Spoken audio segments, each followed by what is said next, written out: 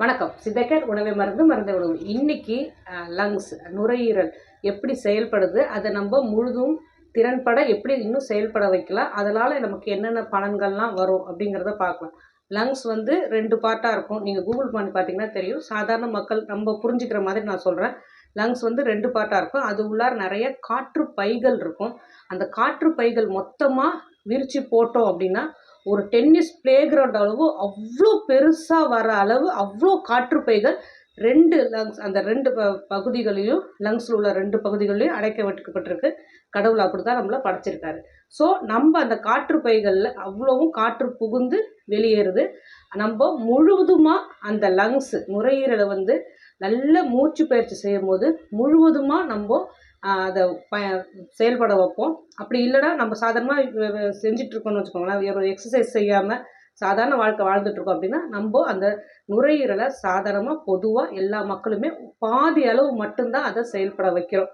அது அளவு தான் யூஸ் பண்ணுறோம். ஏன்னா நம்ம அவசர யுகத்தில் கடகடன்னு மூச்சு விட்றோம், மேலாப்பில் மூச்சு விட்றோம், அந்த லங்ஸை ஃபுல்லாக செயல்பட வைக்கிறதே கிடையாது. அதனால தான் அடிக்கடி இன்ஃபெக்ஷன் ஆகுது, நிறையா சளி பிடிக்குது. மாசுக்கள் உள்ளார போகும்போது தான் அந்த இன்ஃபெக்ஷன் ஆகி சளி பிடிக்குது.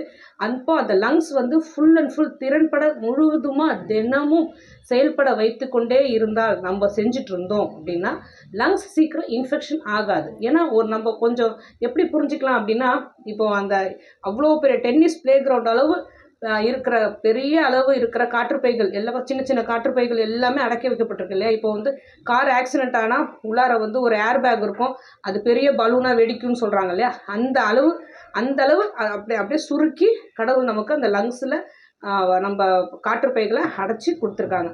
ஸோ நம்ம பொறுமையாக நிதானமாக மூச்சு பயிற்சி செய்யும்போது பிராணாயாமம், மூச்சு பயிற்சி, யோகா எதுவாக இருந்தாலும் நம்ம செய்யும் போது முழுவதுமாக அந்த லங்ஸை ஃபுல்லாக யூஸ் பண்ண ஆரம்பிப்போம். நல்ல மூச்சை இழுத்து பொறுமையாக விடும் போது அந்த காற்றுப்பைகள் உள்ளார அவ்வளவும் ஆக்சிஜன் உள்ளார போய் நச்சு காற்று ஃபுல் அண்ட் ஃபுல் வெளியே வரும். மேலாப்பில் நம்ம மட்டும் மூச்சு இழுத்து விடும் போது லங்ஸ் முழுவதுமாக செயல்படாத போது நம்ம ஏதாவது ஒரு இன்ஃபெக்ஷன் அந்த லங்ஸு தாங்கிறதில்ல, நுரையீரல் தாங்கிறதில்ல. அதனால தான் அடிக்கடி அந்த செயல்பட மறுக்குது. இப்போ ஒரு நம்பிக்கையாக சித்தர்கள் என்ன சொல்கிறாங்க அப்படின்னு பார்க்கலாமா. ஒரு மனிதர் பிறக்கும் போது இத்தனை தடவை மூச்சு இழுத்து விட்டாங்க அப்படிங்கிறது எழுதப்பட்டு வந்திருக்கும் விதி அப்படின்னு சித்தர்கள் சொல்கிறாங்க. ஸோ இப்போ நம்ம பல கோடி அளவு நேரம் வந்து மூச்சு விடுற மாதிரி மூச்சு விடுறது இழுத்து விடுறோம் அப்படின்னு வச்சுக்கோங்களேன். இப்போ நம்ம நிதானமாக மூச்சு விட்டோம் அப்படின்னு வச்சுக்கோங்க, அப்போது நம்ம ஆயுள் கூடும் இல்லையா.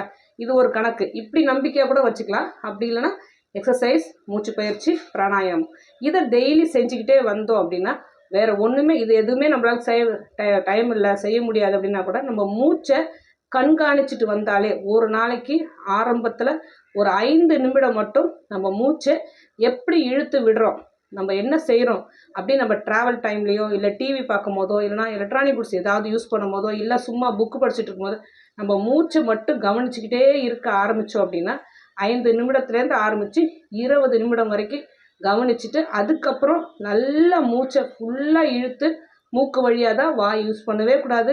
மூக்கு வழியாக மூச்சை நல்லா இழுத்து பொறுமையாக எவ்வளோ பொறுமையாக அந்த மூச்சை விட முடியுமோ கொஞ்சம் கொஞ்சமாக விட்டுட்டு இருந்தோம் அப்படின்னா நம்ம இந்த என்வைரன்மெண்ட்டில் இருக்கிற சுற்றுச்சூழலில் இருக்கிற அவ்வளோ ஆக்சிஜனும் நமக்கு உள்ளார போய் அது எனர்ஜியாக மாறி உள்ளார உள்ள அவ்வளோ உள் உறுப்புகளும் திறன்பட செயல்படுறதுக்கும் முக்கியமாக இந்த நுரையீரல் அடிக்கடி இன்ஃபெக்ஷன் ஆகாமல் முழுவதுமாக செயல்பட ஆரம்பித்து சின்ன குழந்தைகள்லேருந்து இதை பழகிட்டு வந்தோம் அப்படின்னா அடிக்கடி சளி பிடிக்கிறதுலேருந்து லங் இன்ஃபெக்ஷன்லேருந்து நுரையீரல் பாதிப்புலேருந்து முற்றிலுமாக நம்ம வெளியே வரணும் அப்படின்னா இந்த மூச்சு பயிற்சி, பிராணாயாமம், ஏதாவது யோகா செய்யும்போது கூட ஒவ்வொரு ஆசனமும் கவனிச்சு பாருங்களேன். நல்லா நம்ம ஒவ்வொரு காலை மடக்கி கையை மடக்கி முதுகை மடக்கி ஏதாவது